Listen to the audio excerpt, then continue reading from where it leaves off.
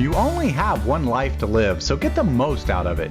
On Good Life, Great Life, join me, Brian Highfield, and my guests as we share success stories, habits, mindsets, and lessons learned by successful people. These lessons are not taught in schools, but are critical for getting ahead in life. Whether you want a successful business or career, optimal health, or a lifestyle that most people just dream of, Good Life, Great Life has you covered. After retiring from a successful corporate career in my 40s, I founded multi-million-dollar businesses in the sports and healthcare arenas. Now, I help everyday people maximize their lives and speak regularly at seminars, on podcasts, and radio shows to share principles on the topics of health, wealth, and happiness. Don't let a good life get in the way of a great life. Join me today on Good Life, Great Life. Well, welcome to another episode of Good Life, Great Life. So we have with us today, we have Chad Osinga. So welcome to the episode, Chad. Thank you. Thank you for having me. Awesome. Well, Chad is a former Army sniper and combat instructor. And so we wanted to get to know you a little bit, Chad. So can you let our audience in on your background and what you're all about? Yeah. So, I grew up fairly rough. My mother was into drugs and I didn't have a lot of guidance growing up, and it caused a lot of issues in my life. And when I got married, and I'm still married to my beautiful wife, we got together at 14. She really encouraged me to turn a new leaf. So I joined the military. And at first it was really hard, but it also, I think, was the thing that taught me how to be an overcomer, right? Upstairs in your mind. And so I ended up, becoming a sniper, which was an experience. I remember going through it, and so many people thought I was going to fail because the attrition rate is super, super high. And, there's different courses. I was going to a special operations sniper course. And so we got to go home on the weekends, and every weekend he was, "Oh, did you fail? Did you fail?" And no, I made it, so I'm still in it, and it really conditioned me to what I would face later on in life. And I was in Iraq, and I got really, really hurt, and I ended up having to be medically retired. And as I was doing that, I faced another challenge with PTSD. And it really hit me after I exited the Army. While I was in it and active, it seemed not to have as large of an impact in my life. But as soon as I exited, it was like those demons were, and that's what I call PTSD, is demons. They were just, constant, in the forefront of my mind. And so I picked up riding motorcycles, just something to try to take the edge off.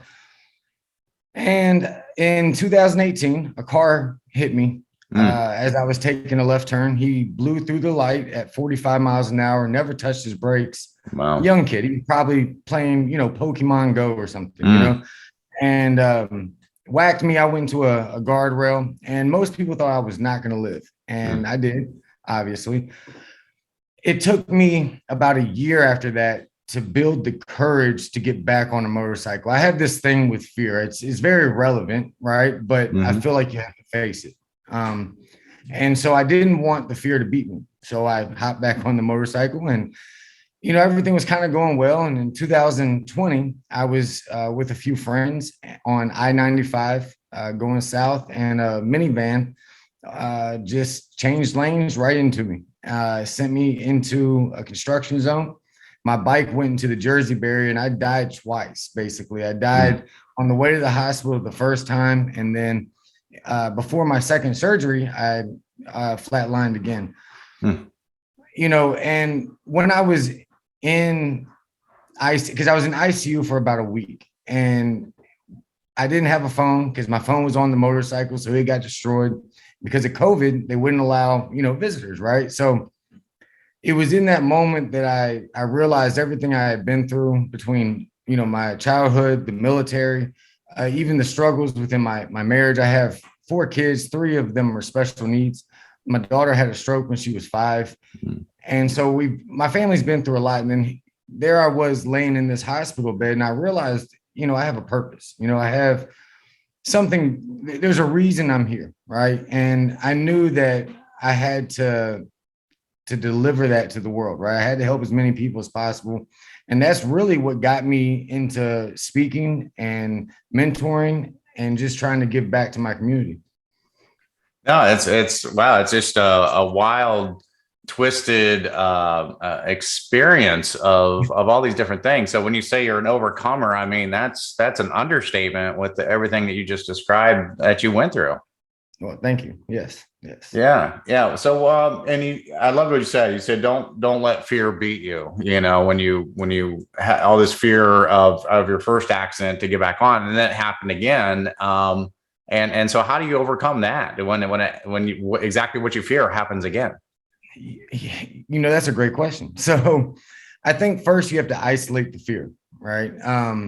And dissect what the root cause of that fear is, right? And then you have to face it.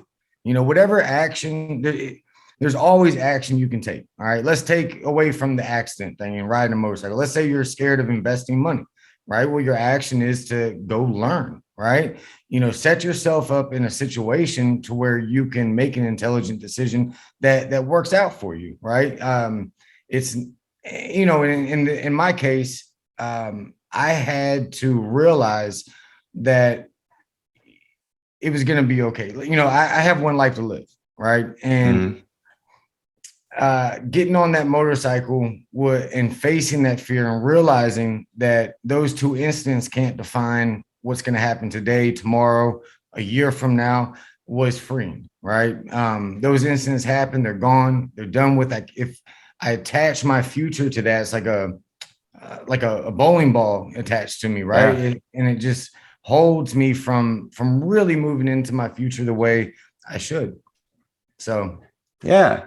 And so you were also talking about people are expecting you to fail in that, and they're expecting you to drop out or to just fail in there. And I guess and we all have that in our lives. We all have people that just expect us that we're going to fail. And especially in business, I've seen this many times that everybody expects your business is just going to fail. And is that motivating to you though? When people expect you to fail, you would go out there and prove them wrong? Yes, it is. We all are going to meet obstacles, right? You're defined not by the obstacle, but by how you respond to it. You can be like everybody else, okay? And you can allow those things to cause a U-turn in your life and go right back to where you were. And then you're going to complain and be mad that, you're not X, Y, and Z, right? Or you can continue to move forward and figure it out as you go. And that's exactly what I've done. I mean, I think it motivated me to work harder than the rest. I get inspired by people like Michael Jordan. Everyone thinks, oh, Michael Jordan, greatest basketball player. But what they don't tend to remember is he got cut from his high school basketball team, right? They told him he wasn't good enough. And so he had to make a decision. And that's really what it is. It's a constant everyday decision to put the work in, to not settle for that, because if you listen to the world, if you listen to everybody around you, they're going to put a price tag on you that is a low ball offer, right? It's not what you're really worth. You're worth so much more, but you have to be the one that decides that, right? And to really put the price tag, you reach the pinnacle you're willing to stop at. If you're willing to keep going, you're going to go higher and higher and higher and higher. And I think that's what I learned. I mean, doing the sniper school, like that's what it taught me. I was literally beside some of the most bravest, skilled men that this world has to offer, right? And it was an honor. And if I hadn't kept fighting, if I had to listen to the noise, I wouldn't be there. I wouldn't be able to stand beside these men and feel that feeling of honor, Yeah. So how are some of these lessons that you've learned in the military and to your experiences, how does that translate to business? If you're mentoring someone that's looking to get into business, be an entrepreneur, how do some of those lessons translate? Well, especially being an entrepreneur, right? You're going to everybody. So there's a lot of people out here teaching these get rich schemes, and you can get lost in this. And then as you move forward, you realize it's a lot harder. It's a lot harder than what people think. And if you don't understand your why behind what you're doing, and I teach a belief system, right? Not like your religious belief system, right? But what you believe about yourself, how you interpret and associate things in this world that happen to you. And until you can change that, right, you're gonna have problems. And so I think that that's what has helped me be successful in my military career and even now. And so I pass that same information on to leaders and entrepreneurs, right? First, you got to work on you. You can't be an effective leader if you're all over the place, right? You got to know the why. You have to see the bigger picture. I read, what is that? Hold on. I have it written down somewhere. The Magic of Thinking Big by David Schwartz. It is I've read it 3 times. I'm actually reading it again right now about thinking bigger, right? And when you talk about being a leader, right, why are you have these subordinates under you? If you're not able to think bigger, right, you're not going to be able to scale the business and train them, right, to accent what you want them to do. And I think that once we focus on ourselves, begin to change those things, then we can implement that in the lives of the people that we work with. And then they begin to help that business and that thing grow into a well-oiled machine that just can scale and keep scaling, and you can step back, right? And it's a beautiful thing.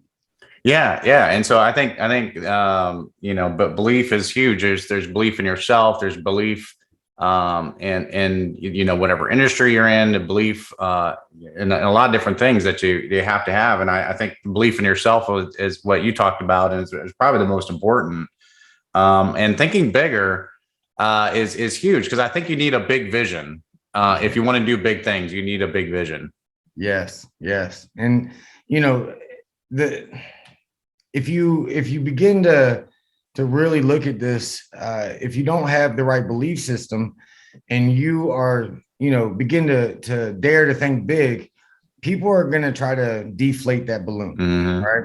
And so if you don't have the right belief system supporting those dreams, supporting the actions that you are taking, you're going to end up running out of steam and giving up, right? Because it's not easy at first. Anybody that knows how, when you start a business, you run the midnight oil. You might get 3-4 hours of sleep a night. Turn around first thing in the morning, you're right back on your laptop or on the phone, doing whatever you have to do to make this thing work, and so those are the things that people don't talk about. And if you don't have the right mindset, it's going to be quite challenging to succeed. Yeah. And you probably have seen that visual of like the iceberg, because people only see the success at the tip of the iceberg. They don't see all the trials. They don't see everything they had to overcome that's kind of below the surface in order to get there. And they may have a false impression. This is easy to do. Look at them, and because they don't see all that other stuff. Exactly. Yeah. Go ahead. I'm sorry. No, I was going to say, it's just, like you said before, you've got those people that are, I don't want to say they're wishing you to fail, but they think you're going to fail. And then you've got the dream stealers that try to deflate your balloon, like you were talking about all the time. And, people, when they start a business, they often think, we're often told, hey, this is easy, not understanding all that hard work that has to go in there, or the sacrifice. Because like you said, people move from an employee mindset where they have that guaranteed paycheck to now they own a job, right? And they are the only person on the hook there. And that's why they have to put in so many hours to get their business up and running. Yes. You are 100% right. And, I would like to add too, when we talk about other people, the only person you should be comparing yourself to and competing with is yourself, right? You're going to lose. There's always going to be someone who has more money, has a more successful business, nicer car, whatever it is that you're looking at that, you're comparing, they might scale faster. Their business might take off a little bit quicker, whatever, right? But your race, your fight, it's all within yourself. I have a lot of students look in the mirror, right, and close their eyes, think about all their obstacles, all the things that are stopping them or whatever, and then think about everything they need and everything they want to be. And then I tell them to open the eyes and say, it's right there, right in front of you, right? Everything that we need is within us. It's not with somebody else. It's not, whatever else you're looking at, it's not there. It's within us, right? And getting people to understand that, I think, is really the key. And once they do, the success can really scale. Yeah, and I think you're exactly right. And I think that's a great technique, because people think, oh, I need to wait for the perfect conditions, and I'm going to wait till I have this and have that, and then the message of you are enough and you have enough rings true with people once they see it. But again, it goes back to belief, right? They have to believe that that's true. Otherwise, they're gonna blame all these outside factors that have no bearing on their future success. Right. Yeah, you're 100% right. Definitely. Yeah. What so you're a motivational speaker now, and so what type of groups do you meet with, or who hire you to come in there? Are these business leaders? You talked about working with young people. Is it all over the place? Yeah, veterans, of course, right? I like to work with them and their mindsets. I do a lot of free work with the youth. I'm real passionate with at-risk kids and special need kids. Of course, I have 3 special need kids myself, and I use basketball to reach my at-risk kids. But then I also speak to entrepreneurs and leaders, especially leaders. When we talk about leadership, I have a very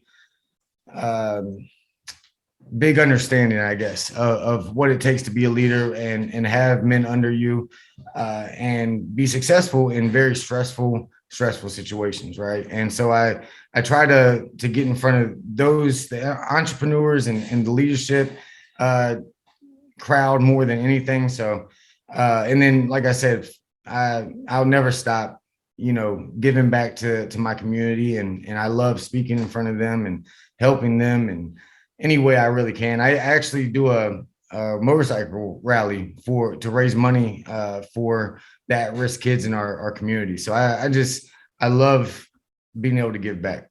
Awesome. It's great. Talk a little bit about leadership, because I can only imagine, leading a group of grown men, especially in a combat situation, just the pressure that you'd feel in those types of situations, and how's that feel, and how do you overcome that? I think first it's a relationship with your guys, right? Like, too many people try to come into leadership as I'm the boss, and that's an incorrect manner, right? You're not going to have respect, and if you don't have that trust and that respect off the bat, you're not going to function well in a stressful situation. You tell them to go left, they're going to go right, because they don't care what you say. They don't have. So that's the first thing is how are you leading? What is your leadership style, right? And that has to be something that's going to be advantageous to the group, knowing who is below you and what rings true to them. I also teach, I was taught at an early age in the career to teach our subordinates to take my place, right? Not to, like, people are scared of losing their little spot in leadership, right? And that should actually be the goal. The goal should be, hey, come take my spot. Yeah. Right. So, I have had toxic leaders in my life where they have all the keys to success.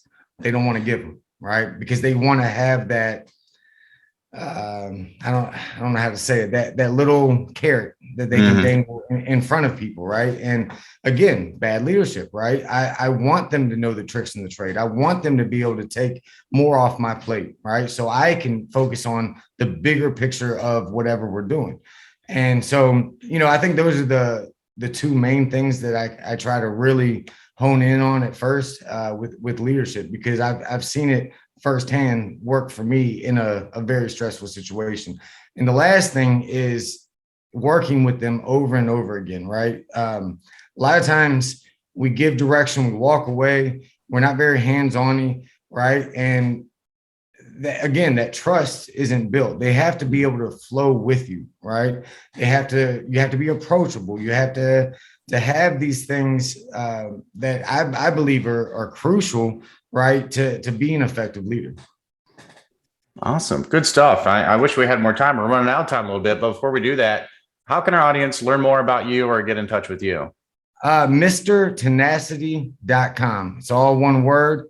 And then I'm on Facebook, Chad Osinga. You can, message me. You can get me there on MrTenacity.com and get a hold of me either way. So those are probably the two best. Mr. Tenacity. I love it. That really speaks to everything you're talking about, being the overcomer. I love it. Yes. Thank you. Awesome. Well, thanks for being on the program, Chad. This has been an awesome discussion. Hey, it's been an honor. And, I really do appreciate you having me on. Absolutely. So our guest today has been Chad Osinga. He is a motivational speaker and former Army sniper and combat instructor. And so thanks again, Chad. All right, thank you.